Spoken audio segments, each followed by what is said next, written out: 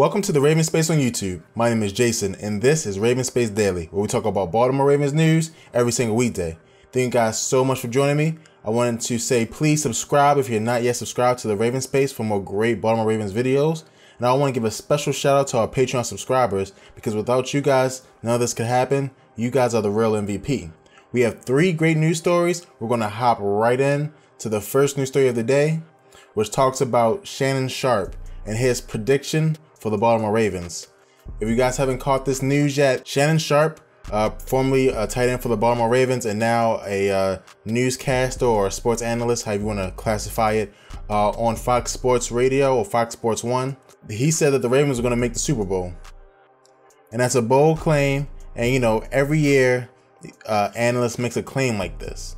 And so part of you can't really believe him, what he's saying, because he's on TV and he wants to get ratings. And for some reason, Joe Flacco is the punching doll for these sports analysts or whatever. But he said that he could see the Ravens skirting into the playoffs and then Joe Flacco getting hot. And that's what a lot of people do think. We all know when Joe Flacco's hot, he is an excellent quarterback, but sometimes he's not hot.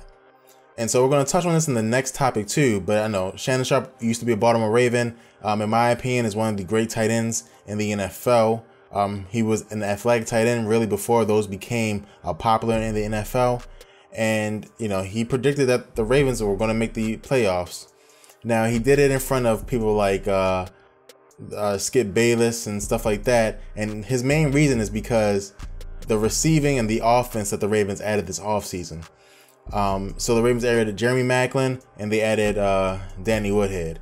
And he says that combined with Brashard Perriman and Mike Wallace is going to make for a lethal offense matched with an always lethal defense. And the Ravens will rise up to the ranks. I hope it's true, but that's what he said. Let me know how you guys feel about his prediction in the comments below. I feel that he's kind of just trying to say it to be interesting on TV, but please let me know. And the next story is about another famous sports analyst, this time a scout, Daniel Jeremiah. If you guys don't know Daniel Jeremiah, he does work on NFL.com and NFL Network. He's the scouting guru. Again, he also used to be a scout for the Baltimore Ravens.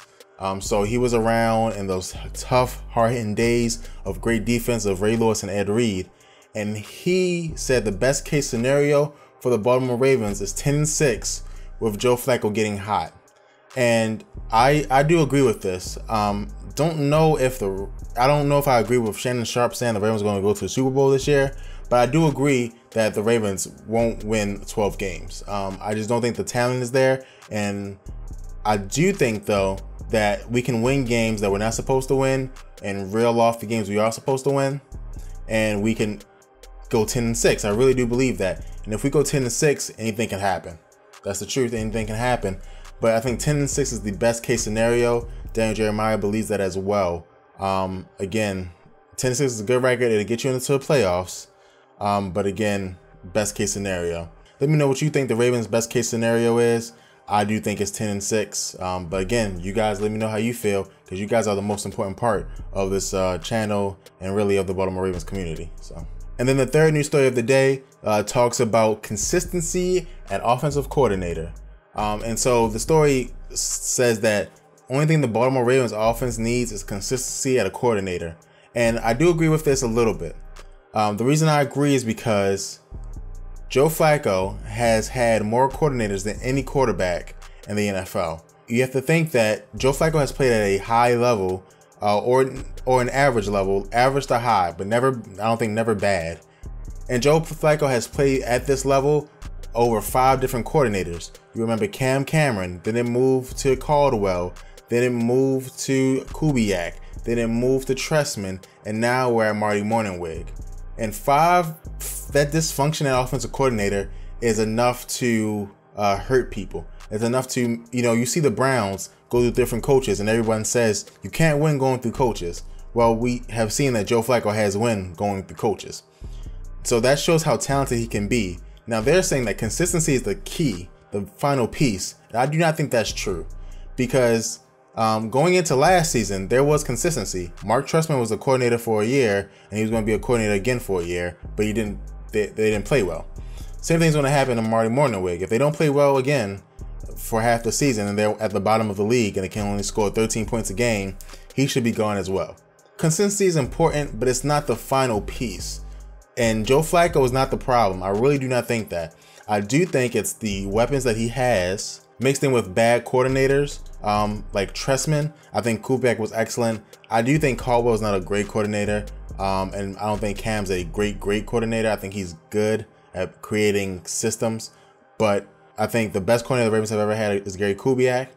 And when you go through, I think Marty Mornhinweg, if he can get that passing game on point, then I think the Ravens can be dangerous. And I'm super excited to see Greg Roman's running game as well. But again, consistency at offensive coordinator is something that the Ravens would love to have and is very good, but it's not the only thing the Ravens are struggling with. And like we do on every single Raven Space Daily, we have a mailbag question.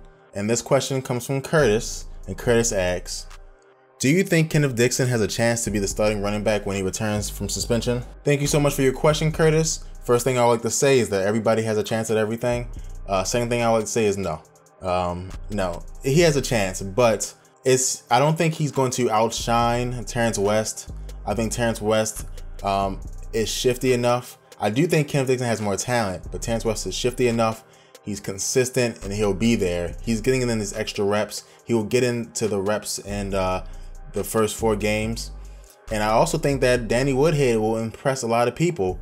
Again, Marty Mornhinweg's offense is a passing offense. And the best way to, maximize Marty Mornhinweg's offense is to have Danny Woodhead on the field. And I do think that will happen. Again, I don't think the Ravens are attempting to get 140 yards rushing a game. I think they want to get 80 yards rushing the game and keep defenses honest for Joe Flacco and his deep bombs.